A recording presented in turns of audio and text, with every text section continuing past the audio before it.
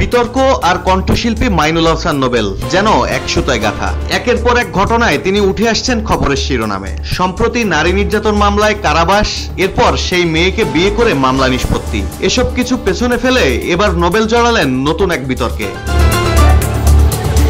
শনিবার মধ্যরাতে রাজধানীর কল্যাণপুর থেকে মদ্যপ অবস্থায় এক উবার চালককে মারধর করার অভিযোগে ফের আটক হয়েছেন বিতর্কিত এই শিল্পী। মিরপুর মডেল থানা পুলিশ তাকে জিজ্ঞাসাবাদের জন্য থানায় নিয়ে যায়। কিন্তু কি ঘটেছিল শনিবার রাতে?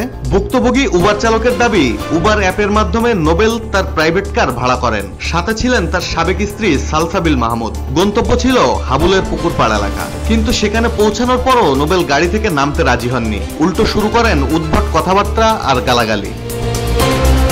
ওয়ালটন এখন দেশের সীমানা পেরিয়ে পৌঁছে গিয়েছে 50টিরও বেশি দেশে।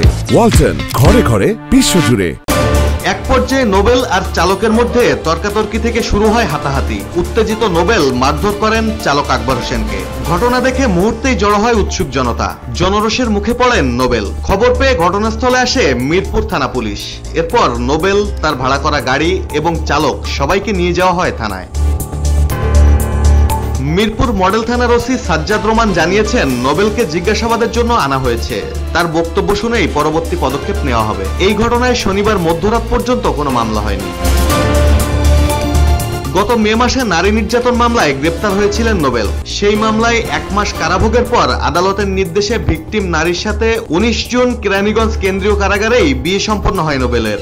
বাদীকে বিয়ের পর মামলা থেকে কারামুক্ত হন তিনি। কিন্তু সেই ঘটনার রেশ কাটতে না কাটতেই গতরাতে নতুন বিতর্কে জড়িয়ে আবারও আটক হলেন নোবেল। ডেস্ক রিপোর্ট, জয় জয় দিন।